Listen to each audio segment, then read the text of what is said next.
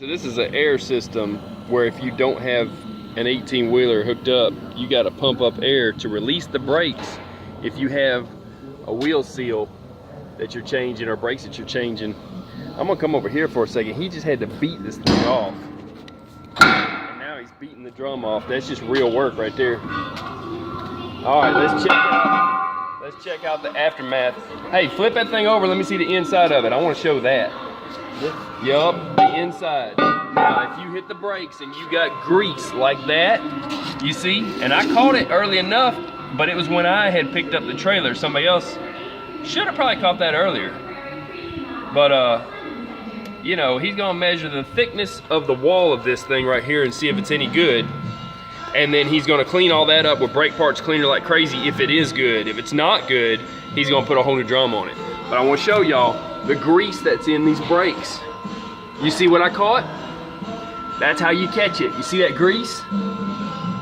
That's a no-go. That's a shutdown event, shutdown situation. Don't be scared to shut one down.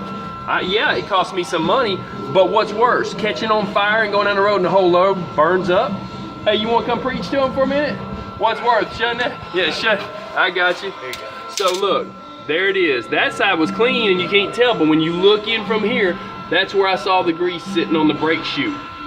You know what I'm saying? And that's not normal. That's the back end of that hub where the wheel seal is, and it should never have any amount of grease coming out of it. None. 0%. But look, just dripping off the brake shoes. You know what I'm saying? So what you gonna do? The cigarette don't win. So there you go. You know, you're gonna shut it down.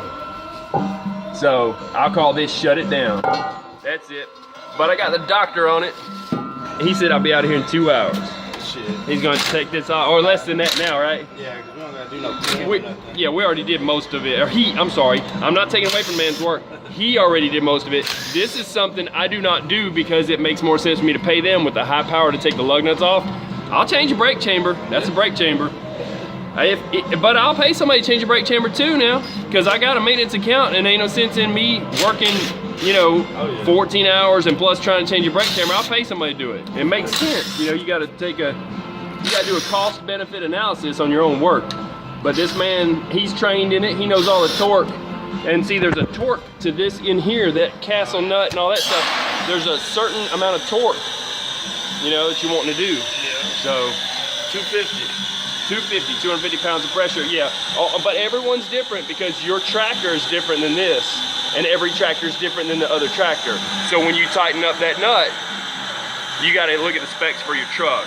So before you start messing with this kind of mess, it's best to have this guy do it. You know what I'm saying? Just trust me. They do it all day long. They can do it faster than you. But I want to show this anyway. You know what I'm saying? And there you go. You got your brake shoes, you got your springs. You know, not on this side, but on the other side is the cam. I'll show that. The cam. There you go. Yeah, he's wanting to show more of it. This is my doctor over here. He's a doctor of truckology. He's got a degree in break it down and fix it up. I'm just side of the road certified. I'm SOR certified. I do actually have a certification in brakes, believe it or not, people. But see all that grease on that? That's loco, man. That's way past crazy. And it's good that you got drivers like you that do this because... And he was thanking me for putting this up and teaching. Because look at this. We got a guy over here with 4 of them. 4 of them. And he let it go that long is what it was? Yeah, see, I'm not gonna go there, but he's got 4 of them dropped over there. The benefit is you gotta imagine your family being behind this. Yeah. You want something like that stopping your whole trailer? Tell it.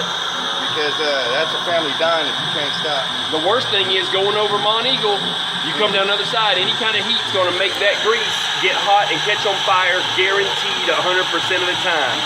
Now it's smoking down the hill, you think you're good. And then when you get down to the bottom of the hill and either you stop, if you stop, it's gonna catch on fire. You better grab your fire extinguisher.